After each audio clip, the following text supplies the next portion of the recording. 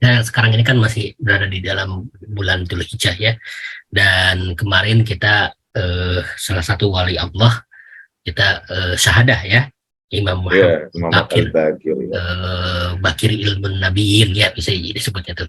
Barangkali bisa sedikit ini mengulasnya terkait juga mungkin pesan haji dan kurban yang akan kita hadapi, mungkin kurban untuk Indonesia ya dihadapi ya Ya, beberapa hari lagi.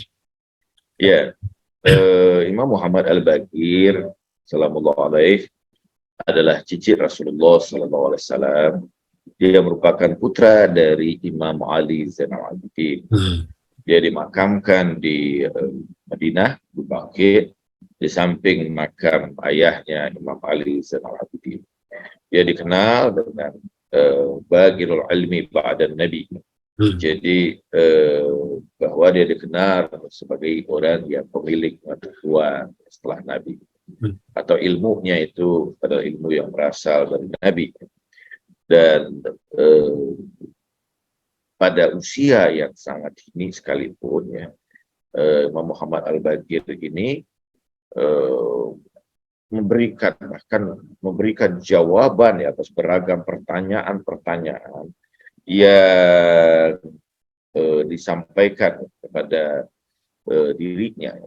Jadi sejak kecil pun dia sudah menunjukkan kemuliaan yang ada pada dirinya Hmm. itu, sehingga beragam pertanyaan-pertanyaan itu dengan sangat luar biasa ya. Dia jawab, dia berikan pengetahuan. Bahkan salah seorang dari sahabat Rasulullah SAW, Jabir bin Abdullah Al-Ansari, itu ketika berjumpa dengan Rasulullah SAW, Rasulullah menitipkan salam untuk putranya Muhammad Al-Bagir. Jadi bahkan dalam riwayat Jabir mengatakan, suatu hari aku sedang duduk bersama Rasulullah, sedangkan Husain alaihissalam berada dalam pangkuan Rasulullah.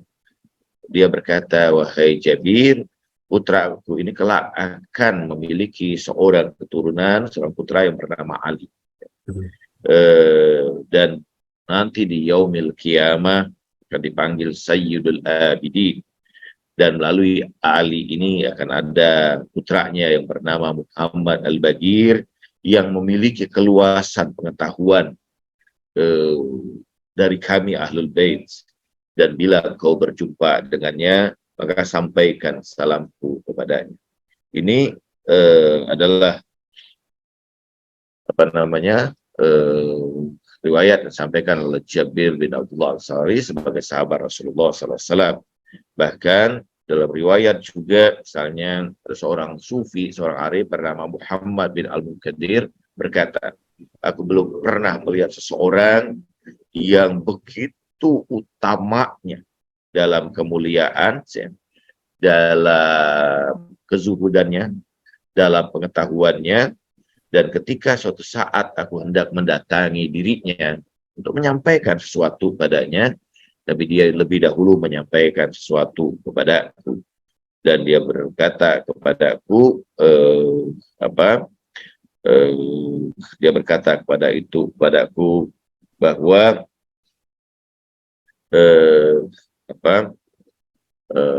ketika aku menyaksikan dia tengah bekerja ya dengan kedua tangannya itu, dan aku berkata kepadanya, wahai putra Rasulullah, apakah padamu masih kemudian berpikir tentang kehidupan dunia? Imam Jawir mengatakan kemudian, demi Allah, jika sekiranya maut datang kepadaku dalam keadaan seperti ini, sungguh dia datang dalam keadaan aku taat kepada Allah Subhanahu wa Oh. taala. Ini dan aku lebih takut dalam ketika maut menjemputku, aku dalam keadaan maksiat kepada Allah. Ini menunjukkan bahwa Imam Bagir mengabarkan pada kita, bekerja dalam kehidupan ini itu bagian dari ketaatan kepada Allah Subhanahu wa taala, dan itu satu kemuliaan. Bukan berarti bahwa sebagaimana tadi Al-Qadir yang seorang sufi yang meninggalkan dunia. Nabi Muhammad Al-Bagir justru mencontohkan kepada kita untuk berada dalam dunia ini dan melakukan apa yang ada di dunia ini dalam ketaatan kepada Allah Subhanahu wa taala.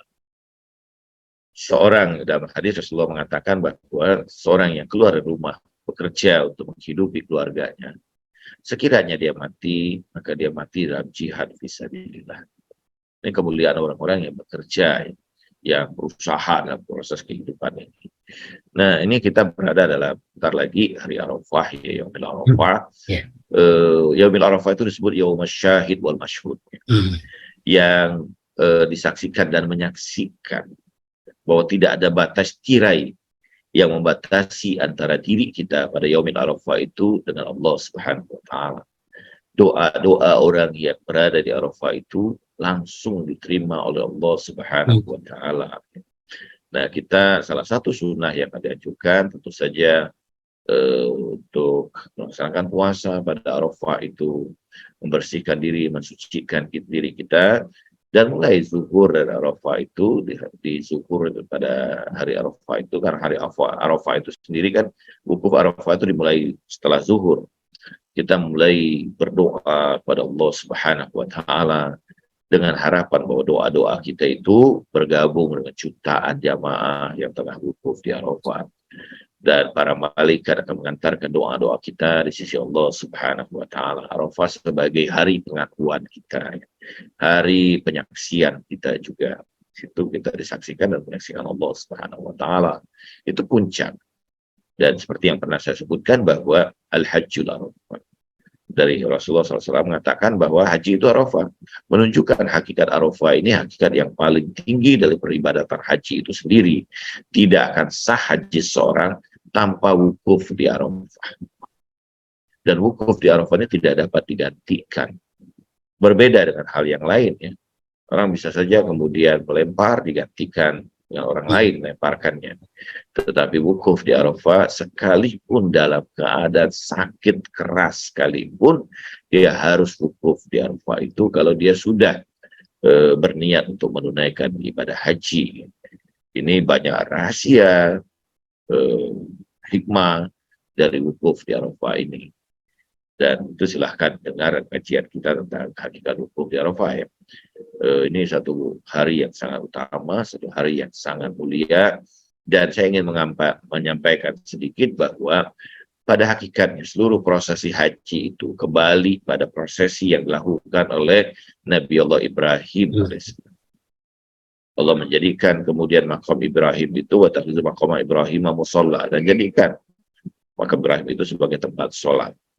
Dan kedudukan Nabi Ibrahim itu Allah mengatakan watakhizu Ibrahim khalilan, dan kami jadikan Ibrahim itu sebagai khalil. Ada orang bertanya pada Rasulullah SAW, ya Rasulullah, limadza takhadallahu Ibrahim khalila? Kenapa Allah menjadikan Ibrahim itu sebagai khalil? Khalil adalah orang yang sangat dekat dengan Allah Subhanahu wa taala. Rasulullah mengatakan salah satu khisal, karena tiga hal. La yanamun illa fihal ibadah. Dia tidak tidur di malam hari itu kecuali padanya ada ibadah. La yusyrik billahi abadan. Dia tidak pernah musyrik pada Allah Subhanahu wa taala. La ya'kulu ta'aman illa bil fuqara wal masakin. Yang ketiga, bahwa dia tidak pernah makan kecuali bersama dengan orang-orang fakir dan fuqara, fakir dan miskin. Jadi tiga hal ini mengangkat derajat Nabi Allah Ibrahim. Yang pertama, dia tidak pernah musyrik. Yang kedua, bahwa dia tidak pernah tidur di malam hari kecuali padanya ada ibadah. Dan yang ketiga, dia selalu dekat dengan orang fakir, memberikan makan bersama dengan mereka. Pada hakikatnya orang-orang yang menunaikan ibadah haji diharapkan tentu saja dia sampai pada maqam Khalil ini. Dia menjadi Ibrahim dalam tanda petik sebagai Ibrahim yang baru. Dia adalah orang yang dengan pedang ketauhidan memutus seluruh rangkaian kemusyrikan, dan secara ruhania adalah satu rebah dan sujud di hadapan Allah Subhanahu wa taala. Hatinya selalu rindu dalam kedekatan bersama dengan Allah, membangun hubungan ruhania bersama dengan Allah, dan pada saat yang sama dia menebarkan kasih sayangnya kepada orang-orang yang membutuhkan pertolongan, orang-orang yang terpinggirkan, orang-orang yang tersisih dalam kehidupan, para fukara dan masakin. Mereka adalah para kekasih Allah Subhanahu wa taala. sikap di satu sisi dia memiliki sifat ruhania yang begitu luar biasa, dan di sisi lain dia memiliki sikap sosial yang juga sangat luar biasa. Jamaah haji yang mabrur, mereka akan kembali sebagai wujud Ibrahim yang baru, sebagai Khalilullah. Mereka memiliki ruhania yang luar biasa, yang selalu terhubung secara ruhania, dan memiliki sikap sosial yang sangat luar biasa. Kita tentu berharap seluruh jamaah haji yang menaikkan haji ini kembali dalam keadaan mabrur, menjadi Ibrahim yang baru. Baik, Ustaz. Terakhir barangkali ada closing statement sekaligus doa. Ya, kita semoga Allah Subhanahu wa taala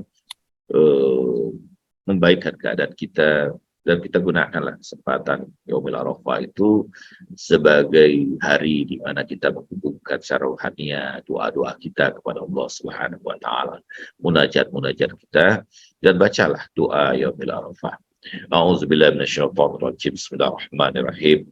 Allahumma inna nas'aluka ridhaka wal jannah wa la tughayyir ismi wa la jismi wa la tubaddilna suratana bisuratil